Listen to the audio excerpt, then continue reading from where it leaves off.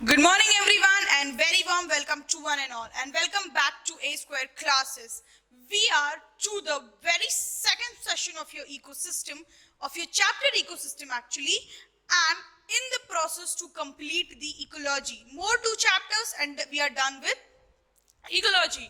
Before beginning today's session, before giving you few amount of inspiration, before motivating you, before pushing you, I would like to tell you few points. What few points? As usual, when I come to the class, I go on discuss with what happened previously, what was discussed previously, what we concluded, what questions came, what is the news, and few amount of current questions which deals with those topics. This is what the way I take the class, and I know till yet you people are also very familiar with it. Okay, so last class we have begun with actually ecosystem. We have seen what is ecosystem. Then we have moved to the second session of ecosystem. In that I have taught what is actually structure of ecosystem, what is function of ecosystem. Now we are going to move on to the third session of your ecosystem class, that is give the heading as. पिछले class में मैंने आपको एक चीज बताई थी बेटा जी कि ecosystem function involves देख लेना पन्ने पलट के productivity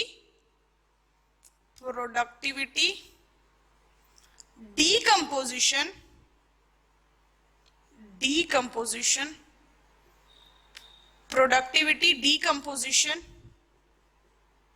energy flow, nutrient cycle और recycling. nutrient recycle और recycling. ठीक है बेटा, ये इतना मैंने आपको ये बताया था. इकोसिस्टम फंक्शन वैसे इकोसिस्टम को कहते हैं बेटा लोग जिसमें प्रोडक्टिविटी हो, डीकंपोजिशन हो, एनर्जी फ्लो हो एंड न्यूट्रिएंट साइकिल हो. कोई डाउट? बिल्कुल नहीं. ये चारों चीजों में से मैंने आपको ये बताया था और मैंने आपको डिटेल में डिस्कस करा था पॉन्ड इकोसिस्टम. जाओ जाकर के कल का क्लास देखिए आप लोग. ठीक है बेटा. उससे पहले मैंने आपको डिस्कस करा था बेटा जी अबायोटिक फैक्टर्स और मैंने आपको टेम्परेचर, सॉइल और वाटर और लाइट पढ़ाते वक्त मैंने आपको कहा था कि जाओ जाके ऑर्गेनिज्म एंड पॉपुलेशन का सीरीज ऑफ वीडियोस देखो. हर एक अबायोटिक फैक्टर पे एक एक लेक्चर आपको मिलेगा. ऑब्वियसली आप लोगों ने वो होमवर्क करा और मैंने आपको कहा था जिन्होंने करा जल्दी जल्दी लाइव सेशन पे कमेंट करो. Let me see who are those who have done the homework concisely and on time. Come on बेटा लोग. ठीक है. और मैंने आपको एक और चीज बताई थी कि आपको कौन कौन से लेक्चर्स देखने हैं. तो मैंने आपको कहा था ऑर्गेनिज्म एंड पॉपुलेशन के लेक्चर्स देख लेना. लेक्चर 3, 4, 2 आई थिंक 3, 4, 5, 6 में आपको मिल जाएगा लाइट, वाटर, टेम्परेचर और फिर उसके बाद अदर एबायोटिक फैक्टर्स भी हमने क्लास में डिस्कस करा. दैट इज प्रीवियस क्लास में छोटे छोटे एबायोटिक फैक्टर्स डिस्कस करे जैसे कि प्रेसिपिटेशन, फिर टोपोग्राफिक फैक्टर, मिनरल्स, कौन से ऑर्गेनिज्म कौन से पीएच में पाए जाते हैं, जो छोटे छोटे कॉन्सेप्ट है. स्नेल वगैरह बताया था मैंने आपको. स्नेल्स को basically don't grow in the acidic medium. याद आ रहा है? बताया था ना बेटा. किसने बताया था? इसलिए नाइट्रोजन डेफिशिएंसी की वजह से कुछ प्लांट्स खा जाते हैं इंसेक्ट. उनको हम लोग इंसेक्टिवोरस प्लांट बोलते हैं.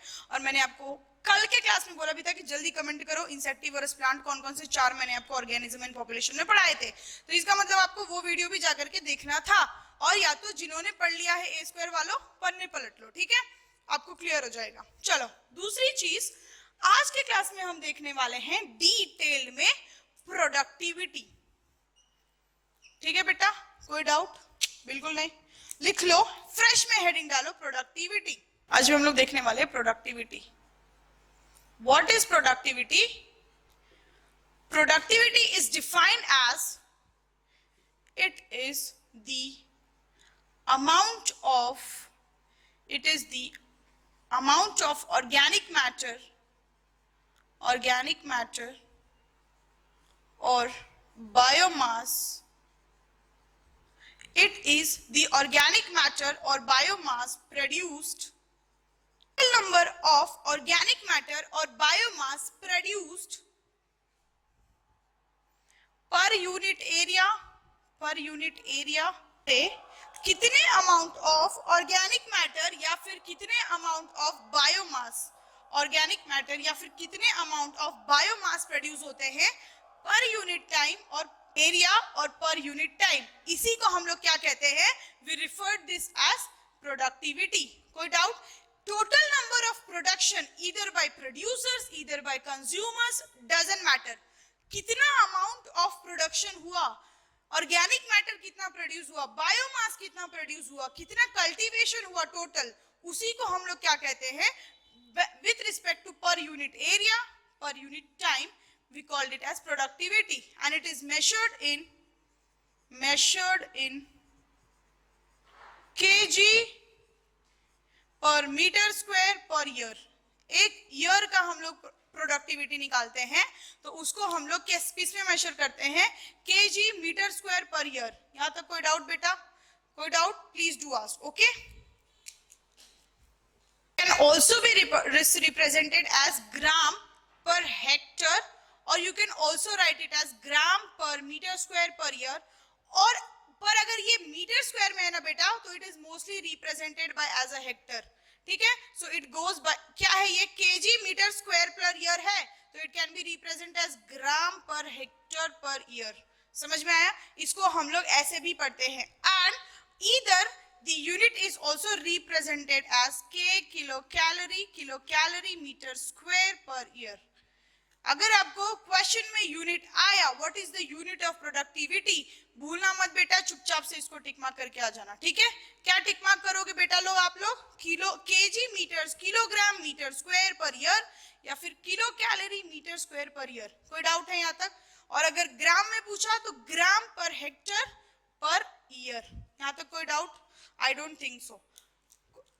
कोई डाउट हो प्लीज डू आस्क। ठीक है, चलो उसके बाद मैं आपको बता दूं, give the next heading as production ecology. Production ecology,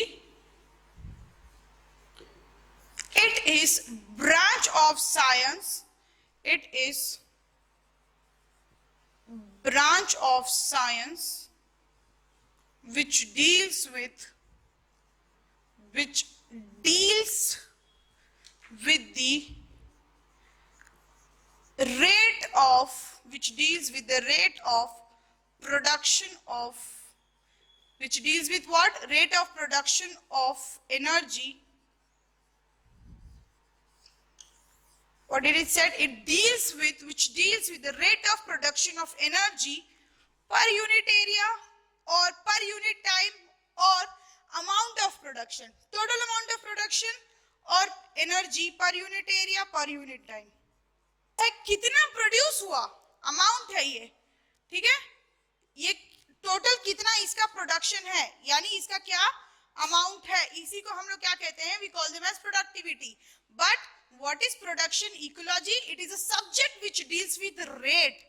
rate is what? With respect to consumption, with respect to money, with respect to time के हिसाब से कितना ये एक्सपेंड हुआ, क्या डील होता है, कितना खर्च होता है, उसी को हम लोग क्या कहते हैं, production ecology. You know basically productivity is of two types, right?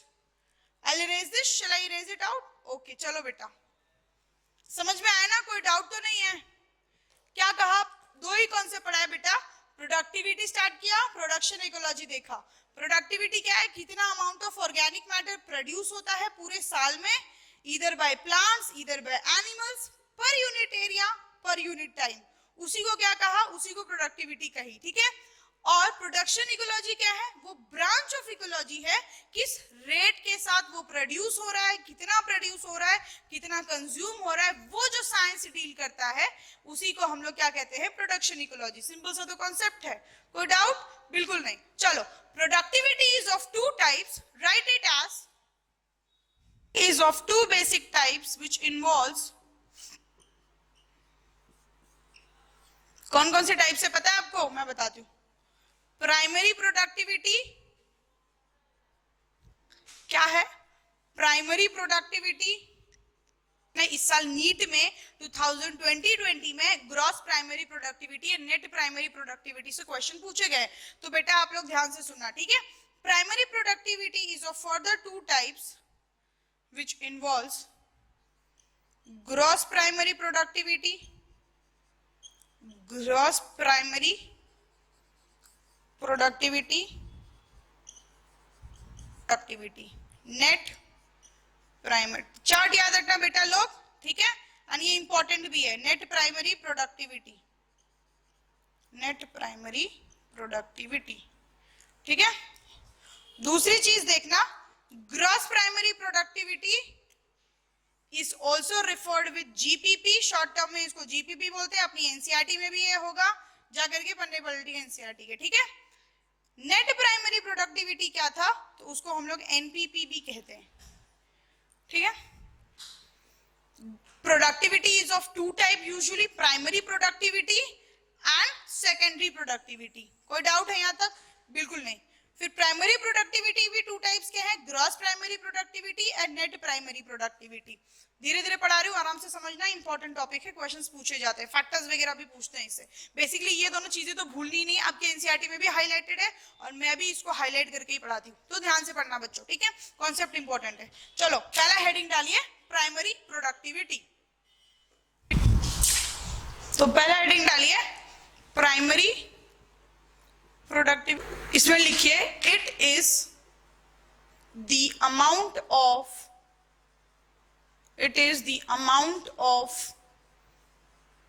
organic matter or biomass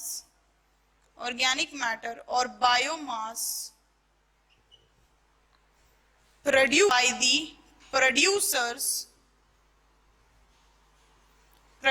by the producers, और जिसको हम लोग ऑटोट्रॉफ्स भी कहते हैं बेटा, which is produced by the producers और ऑटोट्रॉफ्स, और इसी को हम लोग क्या कहते हैं, plants. It is the amount of organic matter or biomass produced by the producers, autotrophs, or that is included plants per unit area, per unit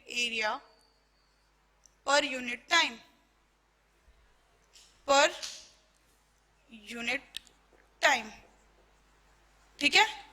कितना अमाउंट ऑफ ऑर्गेनिक मैटर जब ओनली प्लांट्स प्रोड्यूस करता है, who produces, only plants are produced, that type of productivity is referred to as what, is referred to as primary productivity. बेटा जब मैंने आपको productivity पढ़ाया था तो मैंने आपको कहा था productivity includes production of plants and animals both, but now if I'm teaching you about primary productivity, I said it is the amount of organic matter or biomass only produced by the producers.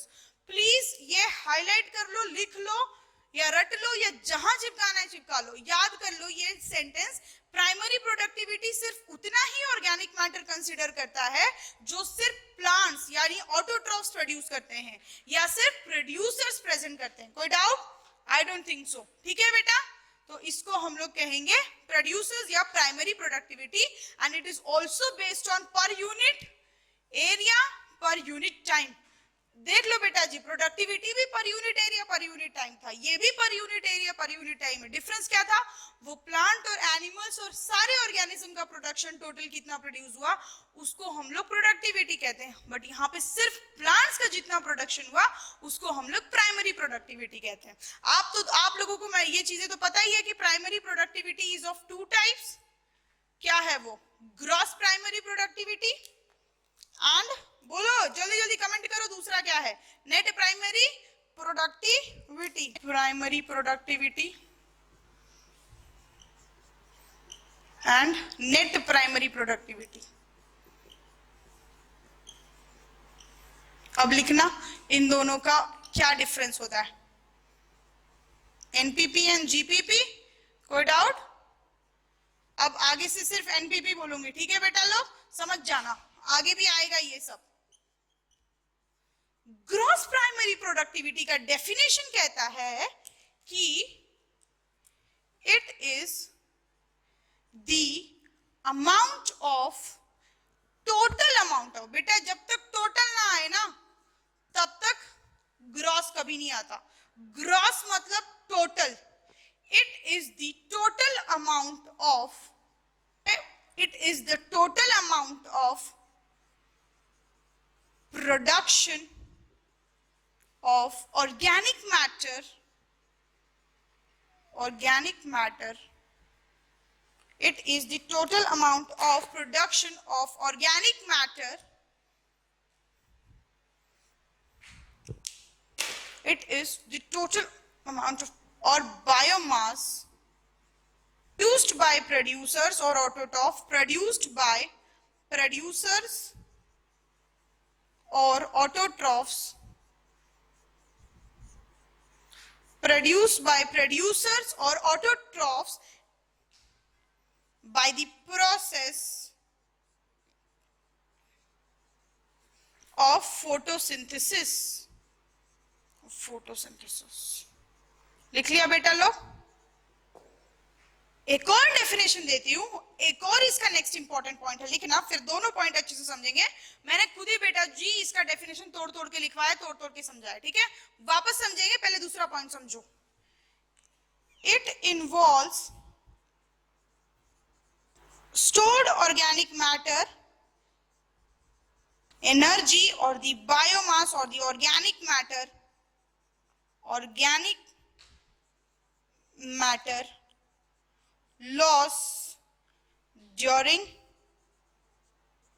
production, during respiration, other life processes and other life. Gross primary productivity is the total amount of production by the plant. Plant जो जितना produce करता है उसको primary productivity कहते हैं। Totally कितना produce करता है उसको ग्रॉस प्राइमरी प्रोडक्टिविटी कहते हैं। हाईलाइट करो बेटा जी, टोटल ये वर्ड को एंड अमाउंट ये वर्ड को, ठीक है? Production of what? Organic matter और biomass by the producers with the process that is photosynthesis. with the कौन से प्रोसेस से प्लांट प्रोड्यूस करते हैं? फोटोसिंथेसिस से प्रोड्यूस करते हैं। आप लोग बोलोगे हाँ मैम, ठीक है? इट इन्वॉल्व्स, ये जो ग्रॉस प्राइमरी प्रोडक्टिविटी है जीपीपी है, it involves the stored organic matter plus बेटा लोग plus the organic matter loss during the respiration, grazing and other life processes. समझ में आया? सो स्टोर्ड अमाउंट ऑफ जो मैटर होता है ना, क्या कहा इसने कि ये जो ग्रॉस प्राइमरी प्रोडक्टिविटी है, it involves the stored amount of matter plus some amount of energy it loses. उस एनर्जी, जो एनर्जी वो लूज करता है बॉडी से, however which amount of energy it loses during the life processes like respiration, grazing, transpiration, etc etc etc, और भी कुछ phenomenon, reproduction, कोई भी phenomenal behavior से pollination, जो ये अपना amount of energy lose करता है, उसी को हम लोग R से डिनोट करते हैं। किससे डिनोट करते हैं? R। यहाँ पे R ये सिंबल डाल के लिख लेना। It is the amount of energy lost, the amount of energy lost, the matter loss during the respiration, grazing and other life processes। समझ में आया? और उसको हम लोग R के फॉर्म में कहते हैं। This R इस जितना भी प्रोड्यूस किया, जितने अमाउंट ऑफ प्रोडक्शन उसने दिखाया, उसी को हम लोग क्या कहते हैं? उसी को हम लोग जीपीपी कहते हैं, the total amount of production seen by the plant. Total word आया ना, आपको सीधा ग्रॉस टिक करना है, ठीक है? जितना वो लॉस करता है, जितना उसको प्रॉफिट होता है, उन सबको मिला के उसको हम लोग ग्रॉस प्राइमरी प्रोडक्शन कहते हैं, टोटल। और जो वो लॉस होता है उसको हम लोग आर से डिनोट करते हैं, और जो वो स्टोर करता है उसको हम लोग एनपीपी कहते हैं, नेट प्राइमरी प्रोडक्टिविटी। डेफिनेशन लिखना नेट प्राइमरी प्रोडक्टिविटी का बेटा जी, कि it is the stored amount of, stored है ये, वो टोटल था, ये स्टोर्ड है, कितना बचत हुआ? Stored amount of organic matter, it is the stored amount of organic matter, it is the stored amount of organic matter और biomass saved by the plant or stored by the producers per unit area, per unit time, per unit time, ठीक है? इसी को हम लोग NPP कहते हैं, ठीक है? जीपीपी का ये जो सेकंड वाला लाइन है इसको मैं इक्वेशन के फॉर्म में लिख लूं बेटा, ध्यान से देखना, ठीक है। जीपीपी क्या हो गई मेरी, जो टोटल अमाउंट ऑफ प्रोडक्शन दिखा रहा है, ठीक है। एनपीपी क्या हो गई, stored amount of organic matter, जितना इसमें से प्रोड्यूस हुआ उसमें से कुछ आपने बचत किया। मैं आपको एग्जांपल देती हूं कि if you have become a professional doctor, you have a monthly salary of 70 to 80,000, ठीक है। 70 to 80,000 is your total production or your total amount of money which you are getting from working in some hospital, working in some institute, or if you're teaching any kind of student of any of your profession, okay, so you're getting 70,000. उस 70,000 में you have a family, well settled family, you need to give to your parents. So what you do, you give 40,000, you keep this 40,000 amount for your parents. आप 40,000 40,000 रुपए अपने salary में से निकाल के अपने mummy papa, friends, relatives, wife, girlfriend, fiance, किसी को भी दे देते हो, ठीक है। You give it off, yes, you give it off, ठीक है। You have expend that money, right? Expend out. Then you have saved some amount of money with you. क्यों? If you may require something, you have kept that money for your fixed deposit. You have kept that money for your health insurance. You have kept that money for any of your process. That stored amount of money, बचत खाता में कुछ पैसे रखे हैं आपने अपने जा करके, उस बचे हुए पैसे को, फिक्स्ड डिपॉजिट को हम लोग क्या कहते हैं, नेट प्राइमरी प्रोडक्टिविटी, ठीक है बेटा जी, नेट प्राइमरी। अब अगर आपको नेट प्राइमरी प्रोडक्टिविटी याद रखना है, कैसे याद कर लोगे, फिक्स्ड डिपॉजिट, वो आपने पैसे अपने फिक्स्ड डिपॉजिट एफडी करवा दी, बचत खाता में डाल दिया, या फिर कहीं भी जाकर के आपने उतने पैसे अपने सेफ्टी, अपने फ्यूचर के लिए बचा लिया। जो पैसे आपने घर वालों को दिया, जो पैसे खुद खर्च किए, जो पैसे रिलेटिव्स, गर्लफ्रेंड, फियांसे, किसी को भी दिया, उसको हम लोग किसको लिखते हैं, उसको हम लोग क्या लिखेंगे, उसको हम लोग आर से डिनोट करेंगे, ठीक है। आपके टोटल इनकम में से आपने इतने पैसे बचाए, कितना, जितना फिक्स डिपॉजिट करा हुआ पैसा, ठीक है, और इतने पैसे आपने लॉस कर दिए, ठीक है। आर, वो लॉस यहाँ पे लिखा हुआ है, ये देखिए बेटा, इतने पैसे आपने अपने मम्मी पापा, फियांसे, गर्लफ्रेंड, बॉयफ्रेंड, जिसको देना था दे दिया, आर है वो लॉस है, इतने आपके पास बचे नहीं। एनपीपी क्या है, ये पैसे आपने अपने पास बचा के रखे। तो वैसे ही प्लांट्स क्या करते हैं कि ग्रॉस प्राइमरी प्रोडक्टिविटी क्या है, ये इनकी टोटल प्रोडक्टिविटी होती है, ये उतना पैसा, इतना प्रोडक्शन करते हैं, उसमें से ये कुछ अपने लाइफ प्रोसेस लाइक रेस्पिरेशन के लिए खर्च करते हैं, ग्रेजिंग के लिए, या फिर रिप्रोडक्शन, पॉलिनेशन, जिसके लिए एनर्जी की जरूरत है उसके लिए ये खर्च कर डालते हैं, वो उनका आर हो जाता है बेटा। और जितना वो लूज करते हैं ना बेटा जी, उसी को हम लोग आर कहते हैं। क्या कहते हैं, उसको हम लोग आर कहते हैं। जिस एनर्जी को उन्होंने लूज करा हुआ है उसी को हम लोग आर का है, समझना इंपॉर्टेंट है ये, it is very very important, I am telling you, इसलिए 2020 में से पूछा गया है, ये नहीं तो अगली साल तो पूछ ही लेगा, याद रखना बेटा, ठीक है। तो the amount of energy loss during the life processes of the plant, वो हमारा आर हो गया, और जो बचत यानी फिक्स डिपॉजिट करा वो हमारी नेट प्राइमरी प्रोडक्टिविटी हो गई। तो net primary productivity NPP is equal to GPP minus R। कोई डाउट है यहां तक, समझ में आया? कुछ नहीं करा हुआ, ध्यान दे लो, बेसिक इक्वेशन है। R को इससे सब्ट्रैक्ट कर दोगे तो नेट। फिर आपसे अगर कोई पूछे, सिमिलर क्वेश्चन पूछे कि आप साल में कितने पैसे बचा लेते हो अपने नाम से, तो आप क्या करोगे, मैं 70,000 रुपए कमाता हूँ, उसमें से मैं 40,000 रुपए अपने घर वालों को दे देता हूँ, बचे कितने, तो फिर क्या आप करोगे, 70 माइनस 40 करोगे, कितना, 30,000 रुपए बचेंगे, 30,000 रुपीज बचेंगे, वो 30 क्या हो जाएगा आपका फिक्स डिपॉजिट, सेव किया हुआ पैसा। वैसे ही अगर प्लांट से कोई पूछे कि नेट प्राइमरी प्रोडक्टिविटी, या फिर वो कितना स्टोर कर पाते हैं, या फिर वो कितना सेव कर पाते हैं बेटा जी, तो what you will do, GPP minus R. समझ में आया, बस वही किया है। सो नेट प्राइमरी प्रोडक्टिविटी में एक और पॉइंट लिख लो, it is total amount of energy produced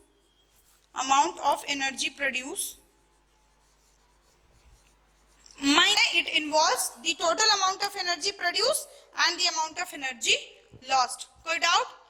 GPP, NPP, R, equation याद रखना, इक्वेशन लिख लो, मैं आपको एक क्वेश्चन सॉल्व करवा देती हूँ, कैसे कि फिर आपको याद रह जाएगा। मिटा दूं, डेफिनेशंस लिख लिया आप लोग ने, देखो कितना ब्यूटीफुल कॉन्सेप्ट था, याद रखना। एक क्वेश्चन करवाती हूँ, सॉल्व करना। ठीक है, 60%, चलो मैंने परसेंटेज में दिया है, ठीक है। एंड इट लूज, जल्दी जल्दी सॉल्व करो, क्या कहा मैंने, टोटल अमाउंट, और जिसने कर लिया जल्दी से कमेंट में, ऑप्शन में या फिर लाइव चैट पे जल्दी जल्दी आंसर रिप्लाई करो, ठीक है बेटा जी। चलो बाकी लोग क्वेश्चन को देखो। Total amount of production of metasequoia, metasequoia एक प्लांट है, कहां पढ़ाया था याद करो। Metasequoia is a plant which is an extinct species found only a restricted place, जिसको हम लोग किसने देखते हैं, चाइना में देखा था, याद आ रहा है किस स्पीसीज के बारे में समझाया था, क्रिटिकल लिंक स्पीसीज, फिर क्लाइमैक्स स्पीसीज, और फिर एक और चीज पढ़ाई थी ना, कीटोन स्पीसीज। क्लाइमैक्स स्पीसीज है दो species found on a particular area and have a great influencing character, याद आ रहा है मेटासिकिया प्लांट, ठीक है। आपको नहीं याद है, मुझे याद है, ऑर्गेनिज्म एंड पॉपुलेशन का वीडियो जा करके देखो। The total amount of production of Metacikia plant is found to be 60%, क्या कहा है, 60%। टोटल बोला है ना बेटा, टोटल से वर्ड से क्या याद आना चाहिए, जीपीपी, जीपीपी कितना हो जाएगा फिर 60%,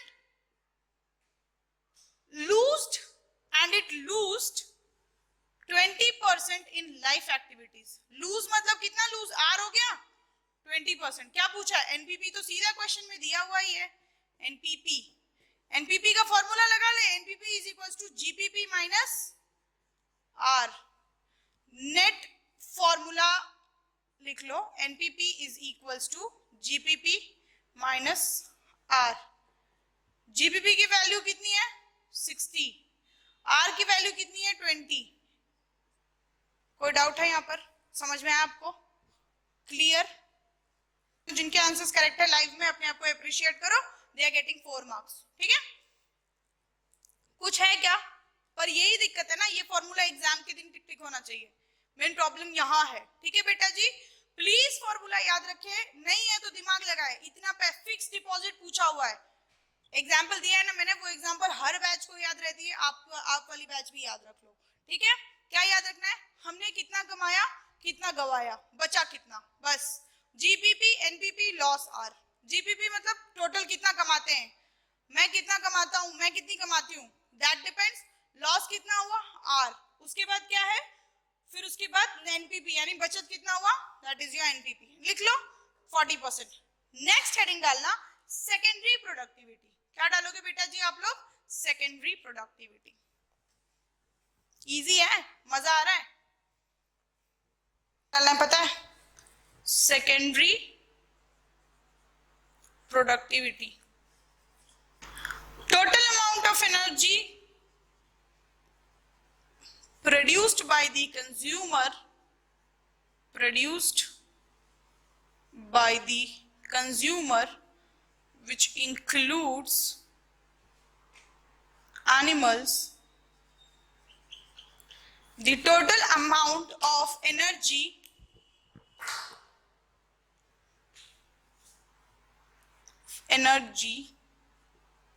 produced by the consumer, which includes animals, by consumption of producers is called as the total amount of energy produced by the consumer by the process, that is consumption process, and consumption of what, consumption of producers is called as secondary production। कल आपको एक, मैंने आपको ये pond के case में आपको बेटा जी एग्जांपल दिखाया था कि कैसे कंज्यूमर्स फूड को, प्लांट्स को खा करके अपनी प्रोडक्टिविटी बढ़ाते, अपने लिए ऑर्गेनिक मैटर सिंथेसाइज करते हैं। जाओ जाकर के कल का क्लास देखो, पॉन्ड एक एग्जांपल से मैंने आपको क्लियरली एक पूरा स्टेप सिखाया था, समझाया था, ठीक है। चलो, it depends on loss of energy, loss of, black से लिखती हूँ, it depends on loss of energy during or in a trophic level, in a trophic level, and the energy expenditure और एनर्जी एक्सपेंडेड इन predation, और क्या हो सकता है बेटा बताओ? लाइफ प्रोसेसेस लिख लो ना बेटा जी, and life processes like respiration, कोई डाउट है यहां तक? अब ये ट्रॉफिक लेवल समझना। It depends on loss of energy during in a trophic level. मैं आपको एक ट्रॉफिक लेवल, एक्चुअली जब ये कंप्लीट करने के बाद फैक्टर्स अफेक्टिंग देखेंगे, फिर ट्रॉफिक लेवल डीप में पढ़ेंगे। अभी के लिए समझ लो ये लाइन क्या कहती है। ये एक पिरामिड है, ठीक है, कोई डाउट? बिल्कुल नहीं। ये एक एनर्जी फ्लो को मैं रिप्रेजेंट करती हूँ। क्या रिप्रेजेंट करती हूँ? एनर्जी फ्लो को। यहाँ जो होते हैं ना वो प्रोड्यूसर्स होते हैं बेटा, बॉटम पे। यहाँ जो होते हैं वो कंज्यूमर्स होते हैं, प्राइमरी कंज्यूमर्स या फिर कार्निवोर्स लिख लो, या जिसको यहाँ जो होते हैं सेकेंडरी कंज्यूमर्स, फिर आगे टर्शियरी कंज्यूमर्स और वो सारी चीजें होती है, पर अभी के लिए समझ लो। एक लेवल होता है ना एनर्जी प्रोड्यूशन का, एनर्जी प्रोडक्शन का, इसी एक लेवल को हम लोग ट्रॉफिक लेवल कहते हैं। क्या कहते हैं? ट्रॉफिक। कल मैंने आपको ट्रॉफिक स्टेट भी समझाते वक्त ये पिरामिड समझाया था, आज भी समझा दे रही हूँ बेटा जी। पता है क्या क्यों मैं एक ही चीज बार बार समझाती हूँ? क्योंकि I know you people are new, just passed out 11th and you have came to 12th, because when you get through these things, when you really like those things, you understand and there's no need for you to memorize or keep reading hefty of books. एक बार चीजें पहली बार या आखिरी बार जो चीजें जहन में बैठ जाती है वो हमेशा याद रहती है। इसीलिए I make sure that you people remember what I have taught you in previous class also and what I'm going to teach you in next class. तो बातों को ध्यान से सुने और पॉइंट्स को ध्यान से लिखें और उसी को बार बार पढ़ें। एक बात मैं आपको एक और चीज कहती हूँ, मैंने ऐसे बहुत लोगों को देखा है, they follow my videos, they follow my sessions, they follow my classes, आप हर किसी की आदत होती है बायोलॉजी पढ़ने वाले की, कलरफुल पेन्स में भर भर के नोट्स बनाए जा रहे, डायग्राम्स बनाए जा रहे। After all we are all biologist, हमें पसंद है biology, it's well and good, it's good habit, use those things, but you know on other side solve those questions also. अगर इतने नोट्स पढ़े हैं ना बेटा तो क्वेश्चन सॉल्व करो, फिर देखो आप वो जो आप जितना पढ़ के याद कर रहे हो ना, वो देखो फिर कितना मजा आएगा उसको, जो आप लिख रहे हो, जो आप सॉल्व कर रहे हो, जितना सब लिखाया है उसको लिख के क्वेश्चन सॉल्व करो, फिर देखो कितना मजा आएगा। हम तो क्वेश्चन सेशंस लेते ही हैं, ऑर्गेनिज्म एंड पॉपुलेशन के बाद भी लिया था, इसके बाद भी लेंगे, पर बेटा जी आप खुद सॉल्व करो, खुद डाउट पूछो, उसमें देखो कितना यू गेट कॉन्फिडेंस। फिर जब आप एग्जाम में बैठोगे तो आपको डर नहीं लगेगा, कभी नहीं लगेगा कि मतलब ये क्यों है। समझ में आया बेटा? चलो ठीक है। इसी को हम लोग क्या कहते हैं? इसी को हम लोग ट्रॉफिक लेवल कहते हैं। कोई डाउट है यहां तक? क्लियर? समझ में आ गया? ठीक है चलो। दूसरी चीज उसी को, it depends on loss of energy during a trophic level.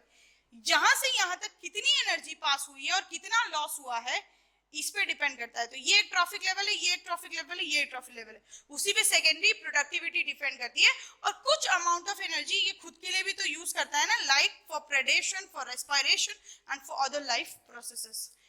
You know what happens reduction or loss of respiration, कितना R, जिसको हम लोग R कहते हैं ना, respiration, for producers it is 20%, for producers it is 20%, for इसको हम लोग ऑटोट्रॉफ्स भी कहते हैं। बेटा आपको कितनी बार बताऊं मैं, एक चीज याद कर लो, ठीक है। Producers, for herbivores it is 30%, herbivores it is 30%, and for carnivores it is 60%. Carnivores के लिए ये लॉस जो होता है ना 60% होता है। सो मैक्सिमम लॉस किसमें होता है? आर। किसकी वैल्यू ज्यादा होगी? आर। 60% किसकी? कार्निवोर्स में होगी।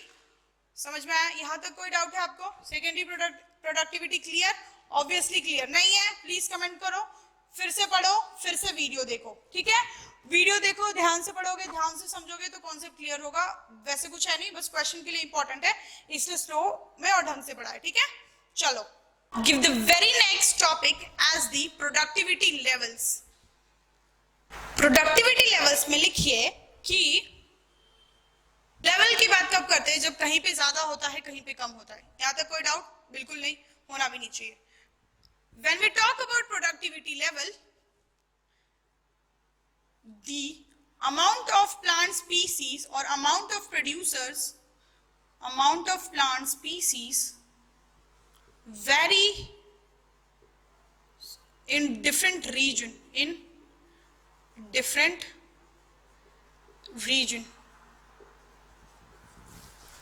ऑब्वियसली जहां पे पानी ज्यादा, जहां पे पानी कम, जहां पे वाटर, रेनफॉल, ये सारी चीजें होंगी, उस हिसाब से प्लांट की स्पीसीज वेरी करेंगी. As of it depends on environmental factors like abiotic factors. I have told you temperature, light, water, soil, pH, mineral, वो सारी चीजें depends on environmental factors. It depends on the biotic factors also, like prey-predation relationship. What could be other relationship? The amount of animals present there, the amount of rainfall, the amount of temperature. Biotic factor environmental factor पे depend करता है कौन से amount of species कहाँ पे ज्यादा होंगे. जहां ट्रॉपिक रेनफॉल यानी कि एक्सट्रीम प्रेसिपिटेशन होगा, हैवी प्रेसिपिटेशन, हैवी रेनफॉल, वहां पे ट्रॉपिकल रेन फॉरेस्ट पाए जाएंगे, वहां पे डिफरेंट टाइप ऑफ स्पीसीज दिखेंगे. कोई डाउट? बिल्कुल नहीं. ठीक है, द बायोटिक फैक्टर. दूसरी चीज आप लोग लिखना, क्या लिखोगे पता है आप लोगों को? Earlier it was believe that activity or where the production is maximum or are the richest source of productivity. मतलब ओशंस को धीरूभाई अंबानी समझ लिया था. ठीक है, बिकॉज इंडिया का who is the richest person of India, who you say Dhirubhai Ambani. So earlier it was believed that ocean is considered to be the product Dhirubhai Ambani of the production level, पर ऐसा नहीं है. ठीक है, earlier it was believed that oceans is the richest source of. It's not like that. Ocean gives only 33% of productivity. 33% of productivity. 33% of productivity दिखाता है. समझ में आया बेटा जी? That is how much? That is 50 billions out of 170 billion. Total productivity अगर 170 billion की है तो उसमें से 50 बिलियन ओशन प्रोड्यूस करता है. ऐसा क्यों होता है पता है क्या? क्योंकि as we go deeper and deeper there are only consumers, there are only decomposers, there are only micro organisms. अब समझ में आया स्ट्रैटिफिकेशन क्यों इतने अच्छे से पढ़ाया था? अब समझ में आया सक्सेशन क्यों पढ़ाया था? क्यों? क्योंकि आज ये चीजें हमें इजीली पहले समझ में आ जाए. क्यों? Why there is less production in oceans? Because when we go deeper and deeper, there exist only consumers, there exist only decomposers, there exist only other plants which depend for other organisms which depend on the plant for their food sources. कोई doubt? बिल्कुल नहीं. समझ में आया?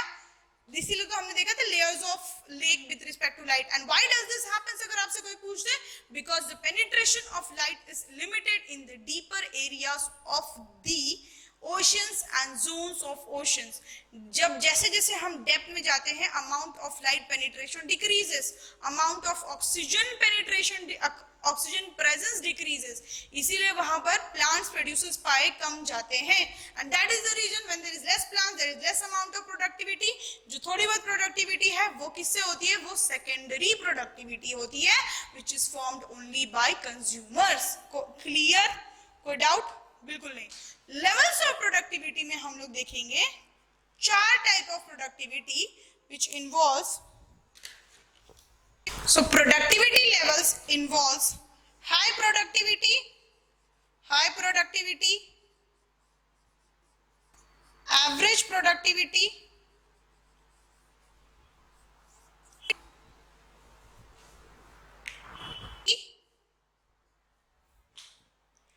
less productivity and low productivity. Less productivity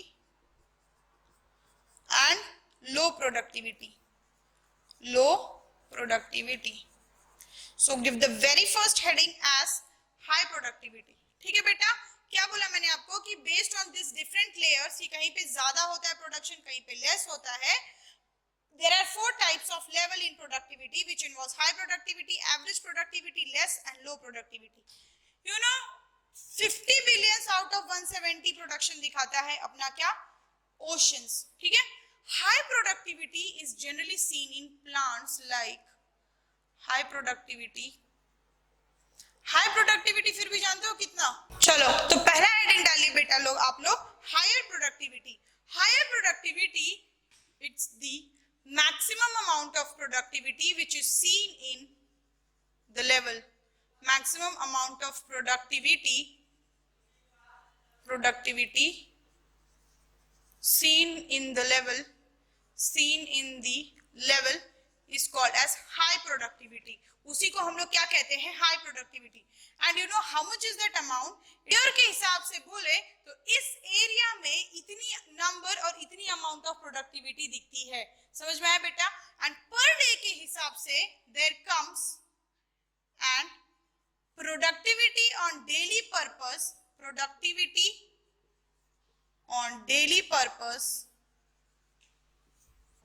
2 to 4, और ऐसे लिख लो आप लोग, इट एग्जिस्ट ऑफ वाला जो है ना, ये वाला जो पॉइंट है, ये यूनिट के साथ ये वैल्यू गलत हो गई तो प्लीज इसको एडिट कर देना, ठीक है? It is called as high productivity and the net productivity in this area, the net productivity in this area is 2 to 4 kilo calorie पर मीटर स्क्वायर पर ईयर। एक ईयर में इतनी एनर्जी का प्रोडक्शन ये लोग दिखाते हैं हाई प्रोडक्टिविटी वाले। और वो कौन सी एरियाज है या कौन से ऑर्गेनिजम्स या कौन सी पॉपुलेशंस है, उससे देखने से पहले उनकी अगर डेली बेसिस पे बात करें तो डेली बेसिस पे प्रोडक्टिविटी इनकी जो है ना बेटा, वो कितनी है जानते हो आप लोग? That is equals to 6 to 20 gram per metre square. इतने एरिया के रेंज में ये लोग प्रोडक्टिविटी दिखाते हैं। And the highest amount of productivity is seen in, you know what, it is seen in coral reef, followed by estuaries, followed by tropical rain forest or tropical forest। क्या है ना बेटा, सबसे amount of maximum amount of productivity दिखाता है। And then it is estuaries। estuaries are those water bodies where river basically meets the oceans, or river mouth meets to the sea side, उसी को हम लोग estuaries कहते हैं। And tropical forest, अभी हम लोग ग्राफ देखेंगे तब आपको समझ में आ जाएगा। ये एरियाज याद रखना आप लोग। शुगर केन फील्ड भी लिख लो, कुछ हाई प्रोडक्टिविटी के एग्जांपल्स हैं। Sugar cane field, upwelling areas, ये सारे हाई प्रोडक्टिविटी इस जगह पे देखे जाते हैं बेटा जी, ठीक है? कौन कौन से? Coral reef, estuaries, tropical forest, sugar field, upwelling areas, ठीक है? ऐसी जगहों पे हाई प्रोडक्टिविटी देखे जाते हैं। अब दूसरा हेडिंग डालिए एवरेज प्रोडक्टिविटी, ठीक है बेटा? चलो देखा हमने, अब हम देखने वाले हैं एवरेज प्रोडक्टिविटी। एवरेज प्रोडक्टिविटी का जो एनुअल प्रोडक्टिविटी होता है ना बेटा, वो कितना होता है पता है क्या? 1 to 2 किलो केजी, यानी kg average metre square per year के रेंज के हिसाब से इतना प्रोड्यूस करता है। वो कितना था? 2 to 4 किलो कैलोरी, या फिर केजी भी लिख सकते हो इसको आप लोग, ठीक है?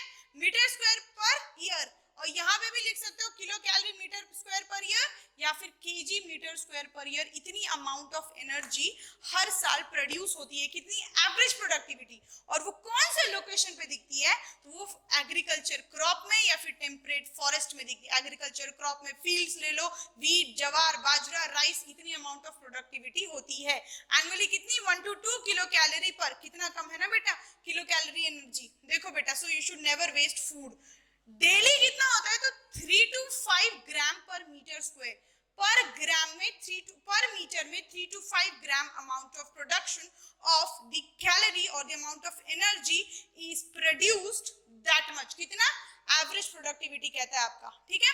हाई प्रोडक्टिविटी देखा, हाई प्रोडक्टिविटी एनुअली 2 to 4 दिखाता था, एंड डेली के बेसिस पे 6 to 20 दिखाता था। लेकिन एवरेज प्रोडक्टिविटी एनुअली 1 to 2 दिखाता है, और डेली के बेसिस पे कितना दिखाता है? 3 to 5 दिखाता है बेटा जी।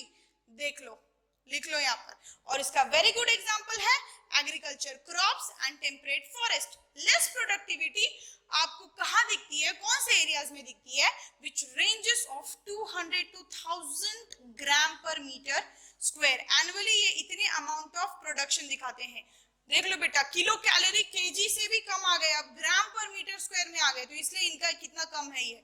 अब आप कहोगे यहाँ पे 1 2, बेटा यूनिट पे ध्यान दो, ये केजी में है, ये ग्राम में है, ठीक है। तो ये 200 to 1000 के रेंज में, ग्राम पर मीटर स्क्वायर के रेंज में पर ईयर के हिसाब से एनुअली ये इतना प्रोडक्शन दिखाता है। कोई डाउट?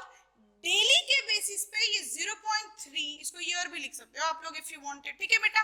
चलो, डेली के बेसिस पे it shows 0.5 to 3 gram per metre square. वो कितना था? वो था 3 to 5 था। ये कितना है? 0.5 to 3, 0.5 to 3। Less productivity is 0.5 to 3 gram per metre square ना। एंड इसका वेरी गुड एग्जांपल है ग्रासलैंड एंड सवाना। ये सब मैं आपको बायोम्स में पढ़ा चुकी हूँ। अब जा करके वीडियो नंबर 4 या लेक्चर नंबर 4 देखें, बायोम्स वाला टॉपिक आपको क्लियर हो जाएगा, ठीक है बेटा जी। उसको और ग्रासलैंड और सवाना में आपको अच्छे से डिटेल में पढ़ाती हूँ। यहाँ पे एवरेज रेनफॉल होते हैं, लेस अमाउंट ऑफ रेनफॉल होते हैं, कितने 7 सेंटीमीटर पर स्क्वायर, ये सारे ईयर रेनफॉल, प्रेसिपिटेशन, ये सब कुछ मैं आपको पढ़ा चुकी हूँ बेटा। क्यों पढ़ाया था? क्योंकि इकोसिस्टम में मजा आए। अब आपको ग्रासलैंड सुन के ही समझ में आ रहा होगा, what is grassland, what is savanna, what we are reading, समझ में आया? इसीलिए पढ़ाया था। क्लियर? चलो, low productivity is the amount, or it is the amount of rainfall. Net productivity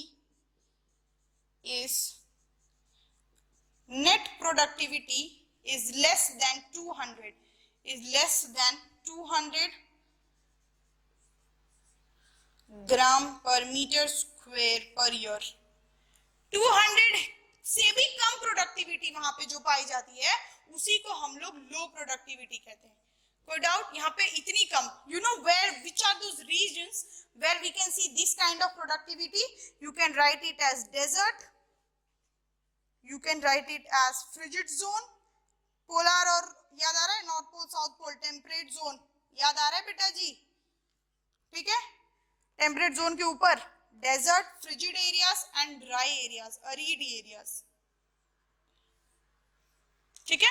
कौन कौन से एग्जांपल से लो प्रोडक्टिविटी? सबसे लो प्रोडक्टिविटी अरीड एरियाज, यहां पे लिख देती हूं मैं अगर नहीं दिख रहा है अब जिन लोगों को, अरीड एरियाज, ठीक है। दूसरी चीज क्या लिखोगे? डेजर्ट। तीसरी चीज क्या लिखोगे? अंटार्कटिक एंड आर्कटिक की बात हो रही है। ये एग्जांपल्स किसके हैं? तो ये नेट प्रोडक्टिविटी के ही एग्जांपल्स हैं, समझ में आया? Reason why there is low productivity और नेट प्रोडक्टिविटी इनका 200 ग्राम per metre square per year से भी कम होता है। You know why? First of all there water precipitation is less. जहां पे पानी कम, वहां पे फॉरेस्ट डेवलपमेंट कम होता है, ट्रीज डेवलप लेस होते हैं, so there is this amount of productivity seen over there, so this condition takes place over there, ठीक है। So there is dry. Same चीज happens in cold desert like polar और Arctic और Antarctic में there is only rain, soil get form or frozen, that is we called as referred to as what? Permafrost. Soil froze हो जाती है, agriculture कहाँ से grow होंगे? सिर्फ की क्या चीज दिखती है? Fishes वगैरह दिखते हैं वहां पर। So these are what? Consumers, right? कोई doubt? Secondary productivity पे आएंगे तो इनकी productivity कम हुई ना बेटा जी? हुई कि नहीं हुई? Clear है? चारों टाइप ऑफ प्रोडक्टिविटी देख लिया, हाई प्रोडक्टिविटी, एवरेज देखा, लेस प्रोडक्टिविटी भी देख लिया, लो प्रोडक्टिविटी भी देख लिया। ये देखो बेटा, high productivity, low productivity and less productivity and average productivity. कोई डाउट? नेक्स्ट हेडिंग डालिए, व्हाट आर दो, छोटा सा टॉपिक है ये। नेक्स्ट हेडिंग डालिए, factors affecting productivity. Write the heading as factors affecting productivity. Factors affecting productivity, क्या लिखोगे बेटा जी? Factors affecting productivity, which affect productivity, और प्राइमरी प्रोडक्टिविटी लिखना बेटा, ठीक है। क्योंकि हम लोग प्लांट्स के टर्म में ज्यादा प्रोडक्शन होता है, इसलिए हम लोग उसके टर्म में ही कंफर्म करते हैं। Basically secondary is also dependent on primary, तो प्राइमरी ज्यादा कंसिडर करते हैं, ठीक है। चलो, primary productivity involves factors which involves light, temperature, soil, nutrients, photosynthetic capacity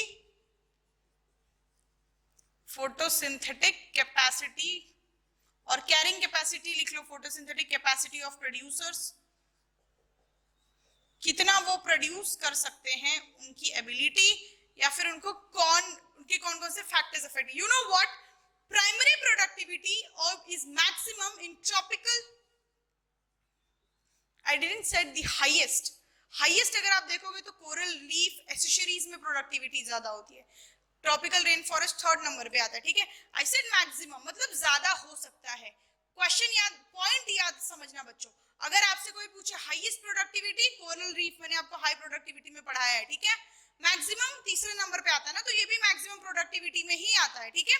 चलो, maximum productivity in forest, tropical rain forest, घना जंगल, ट्रॉपिकल रेन फॉरेस्ट, ठीक है बेटा, tropical rain forest, where as less और productivity is limited, productivity is limited in temperate areas, ठीक है। वहां पे प्रोडक्टिविटी उनकी कम हो जाती है, प्रोडक्टिविटी मैक्सिमम दिखती है ट्रॉपिकल रेन फॉरेस्ट में। क्यों? क्योंकि यहाँ पे हैवी रेनफॉल होता है होल ईयर, पूरे साल भर मिट्टी गीली होती है, प्रोडक्शन दिखता है। Once the soil becomes wet, it keeps on its life process, photosynthesis, nutrient cycle होती है, exchange of energy, plant grow करते हैं, and the maximum amount of production is seen. That is tropical rainforest.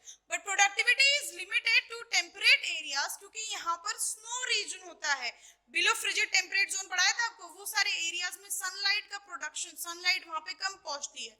When there is less sun rays occurred in those areas don't tend to be snow, those areas have to be low temperature, उनका temperature कम होता है, तो वहां पे production भी कम होता है।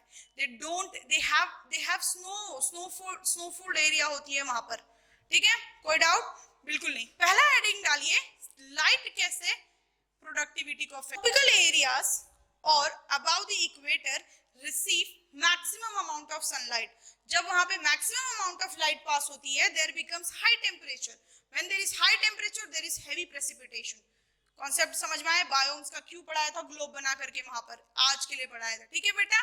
चलो, so you can right in light amount, sunlight is maximum in tropical areas. कोई डाउट यहां तक? बिल्कुल नहीं, आपको भी समझ में आ जाना चाहिए ये सारी चीजें। ट्रॉपिकल एरियाज में सनलाइट कैसा होता है? मैक्सिमम होता है, and it is less in, कौन से एरियाज में ये कम होता है? पोलर रीजन्स में कम होता है, polar regions. So productivity is more in tropical areas, या फिर net primary productivity is more in tropical areas which is 20 ton hectare per year. लिख लेना, T stands for ton, H stands for hectare, YR stands for year। 20 ton hectare tropical rain forest या फिर tropical areas दिखाते हैं। वहीं पे polar region net primary productivity is 6 ton या फिर 6 to 8 रेंज की होती है, 6 to 8 ton hectare per year, 6 to 10 hectare per year in polar region. देखा कितनी कम हुई? कोई डाउट है बेटा? बिल्कुल नहीं, होना भी नहीं चाहिए, ठीक है। लाइट के फॉर्म में कैसे प्रोडक्टिविटी अफेक्ट करती है? देखा, नेट प्राइमरी प्रोडक्टिविटी 20 हो जाती है ट्रॉपिकल एरियाज में, वहीं अगर हम लोग पोलर रीजन की बात करें तो फिर वो 6 to 8 ton hectare per year हो जाता है। कोई डाउट? बिल्कुल नहीं, ठीक है। दूसरी चीज, primary productivity is less in water. Primary productivity, PP लिखती हूं बेटा, समझना, ठीक है। Primary productivity is less in water. कोई doubt?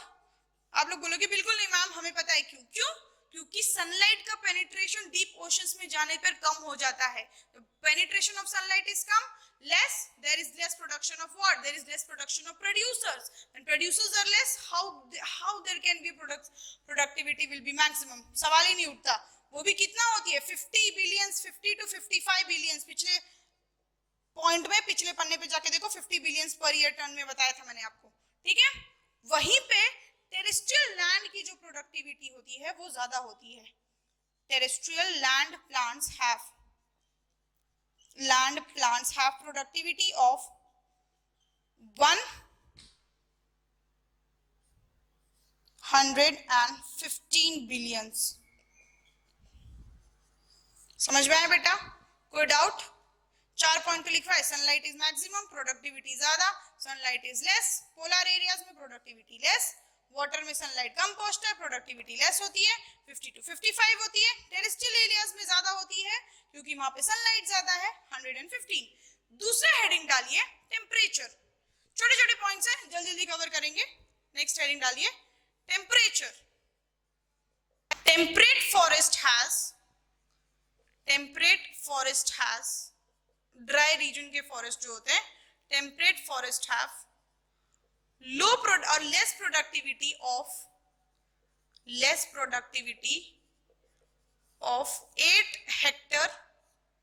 8 ton per hectare per year. कैसे लिखना है? 8 ton per hectare per year बेटा जी. ठीक है, 8 ton per hectare per year में इतनी इनकी क्या होती है?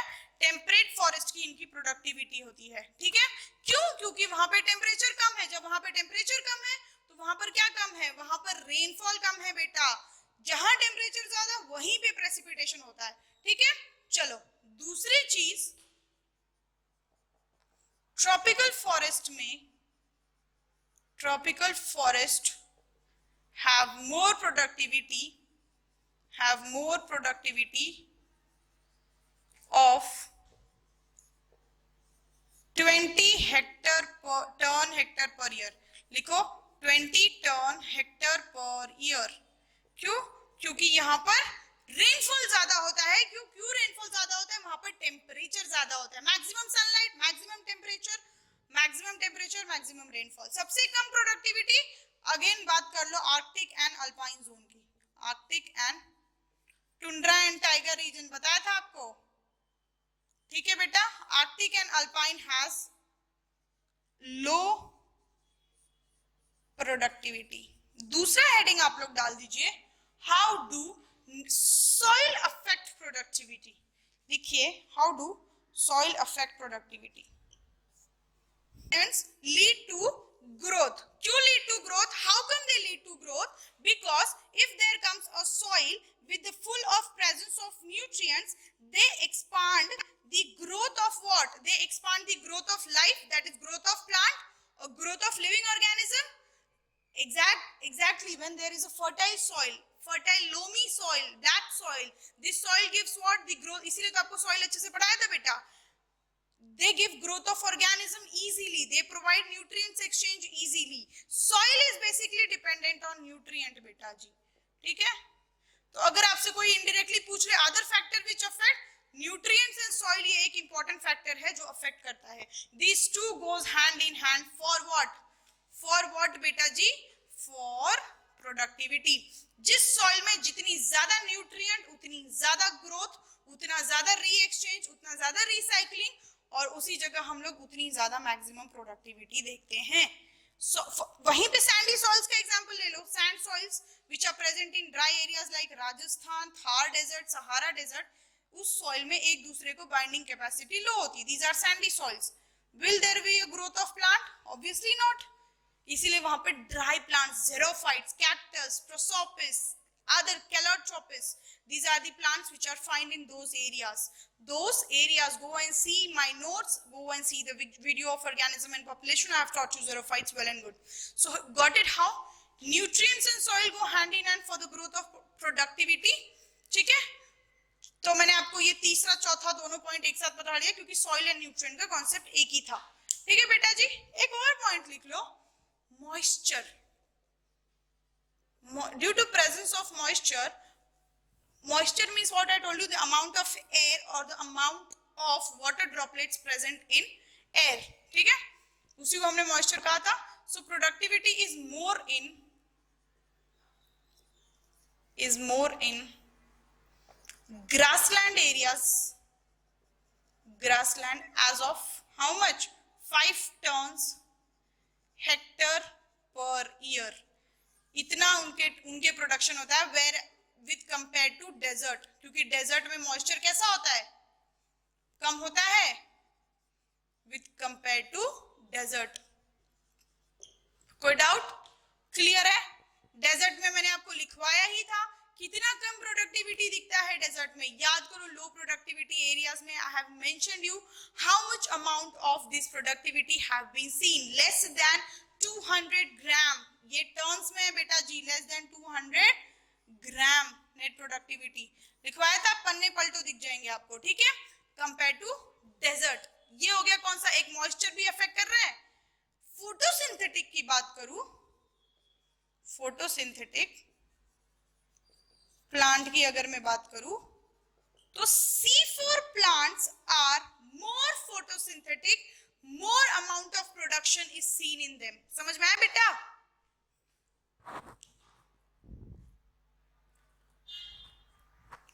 So I said C4 plants are more photosynthetic and with compared to C3। अब ये C4 C3 क्या है, जाओ प्लांट फिजियोलॉजी डिटेल में पढ़ो, ट्रांसपिरेशन C3 कैम्प पाथवे सब पढ़ाया हुआ है, ठीक है। C4 plants are more photosynthetic than C3। C4 plant are more photosynthetic than C3 plant। कोई डाउट है यहाँ तक?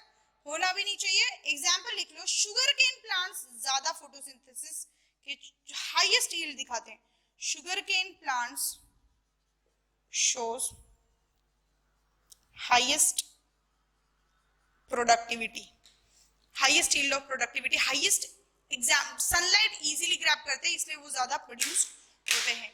एक ग्राफ देखेंगे छोटा सा, then we are concluding this topic and the productivity is over. Next topic next class हम यहीं से शुरू करेंगे डीकंपोजिशन से। क्यों? क्योंकि मैंने आपको 4 फंक्शन बताए थे प्रोडक्टिविटी इकोसिस्टम फंक्शन के, productivity, decomposition, nutrient cycle, recycling and energy flow. याद आ रहा है? न्यूट्रिएंट साइकिल एंड रिसाइकलिंग एक ही चीज थी, बचा क्या? Energy flow. तो ये दोनों कल हम स्टार्ट करेंगे। Very important, very next topic that is decomposition. उससे पहले एक ग्राफ में आपको समझा देती हूँ, समझ लो, कहीं देखा P/R के रेशियो से है लिखना। तो कहा कि मैं आपको एक ग्राफ समझाती हूँ, वो ब्यूटीफुल ग्राफ यही है बेटा जी। प्रोडक्टिविटी और रेस्पिरेशन के कितना प्रोड्यूस हुआ और कितना लॉस हुआ उसका रेशियो निकाल के हमने देखा, तो हमने फाउंड आउट किया सबसे maximum productivity is seen by coral reefs. Coral reef की प्रोडक्टिविटी होती है वो सबसे हाईएस्ट होती है, सबसे मैक्सिमेस्ट होती है, सबसे मैक्सिमम। मैंने आपको फॉरेस्ट बताया था, ट्रॉपिकल फॉरेस्ट की बात हो रही है बेटा जी, ये ट्रॉपिकल फॉरेस्ट। फिर उसके बाद हमने देखा कि इसिचरीज, फॉलोड बाय इसिचरीज की मैक्सिमम प्रोडक्टिविटी होती है, फिर फॉरेस्ट की होती है, फिर ग्रासलैंड की होती है, फिर पॉन्ड्स की होती है, फिर लेक्स, ओशंस एंड डेजर्ट। सबसे कम प्रोडक्टिविटी डेजर्ट की होती है, फॉलोड बाय ओशंस। कोई डाउट? ये है आपका प्रोडक्टिविटी रेट का ग्राफ। P/R के रेशियोज में किसकी प्रोडक्टिविटी कितनी ज्यादा है और उसका रेस्पिरेशन रेट भी कितना कम है। तो अगर आप इसको प्लॉट करोगे तो can you see the maximum one is of coral reef. कोई doubt? Productivity is measured in gram per meter square per day and respiration is measured also in gram per meter square per day। एक चीज आपको ये graph देख के समझ में आया होगा कि प्रोडक्टिविटी इज नेवर जीरो। देखा है मैंने यहाँ पे जीरो नहीं 0.1 लिखा है बेटा जी, समझ में आया? अगर लाइफ है कुछ न कुछ वो रेस्पायर करेगा, कुछ न कुछ वो प्रोड्यूस करेगा, इधर वेस्ट हो या कुछ भी हो। समझ में आया? P/R का जो रेशियो है, P for productivity and R for respiration, P/R का जो रेशियो है वो इक्वल होता है 1 के when they follow this range of graph, that is when they follow this range of productivity, ponds, grassland, forest, ये सारी जो प्रोडक्टिविटी इनमें दिखती है ना, when they follow this high and low ratio, तो उनका P/R का प्रोडक्टिविटी कितना होती है? 1 होती है। वही when there is more amount of respiration and less amount of productivity, it is less than 1। देख रहे हो यहाँ पे रेस्पिरेशन ज्यादा है, प्रोडक्टिविटी कम हो रही है बेटा जी। देखो ये प्रोडक्टिविटी है but respiration goes on increasing. समझ में आया? देख लो इससे how productivity is came on over here but respiration is going on increasing. This is our respiration. X axis देखो बढ़ रही है, it goes on increasing, the P/R is always less than 1। समझ में आया? P/R जो है greater than 1 है when respiration becomes constant या फिर कम either it decreases or it becomes constant, and P goes on increasing. So when P increases, R is constant, we get greater than 1. समझ में आया? ग्राफ देखना, अगर इस पॉइंट पे आकर के देखो रेस्पिरेशन कांस्टेंट है, उसी कांस्टेंट के हिसाब से आप देखोगे ये बढ़ रहा है, क्या बढ़ रहा है? ये प्रोडक्टिविटी बढ़ रही है. This is what y axis is our productivity, right? So productivity goes on increasing, beta ji, है ना? When R is constant and P keep increasing. When R keeps increasing, P either remains constant or P decreases. उस time it becomes less than 1. And when this both is constant at a time, it is equals to P by R equals to 1 or P is equals to R. समझ में आया? Graph plot करके देख लो. ये देखो, P भी constant, R भी constant. बन रहा है ये स्क्वायर वाला ग्राफ. कोई डाउट? समझ में आया? And that's all about your productivity. We have completed very beautiful topic, that is productivity, and we are done with it. Now next class we are going to see decomposition, and we are going to begin with those important topics of ecosystem structure, pyramids, वो सारी चीजें, food chain, food web, वो सारी चीजें हम देखेंगे with detailed में. आज की क्लास याद रखना बेटा, and please do watch the video carefully. Any doubt please comment in the live going on, people comment in live sessions. जिन A Square वालों, सब्सक्रिप्शन वालों, चुपचाप से कमेंट कर लो, पर्सनली पूछ लो, जहां पूछना है पूछ लो, जैसे पूछना है पूछ लो, ठीक है? पर पढ़ो, मेन चीज क्या है? पढ़ो, क्वेश्चन सॉल्व करो, ठीक है? Thank you very much, and once again full thanks to you people a lot. Do watch the video, it is very important for you. With all of efforts, I don't let my students go in that way, so better learn it and better watch it, okay? Thank you very much.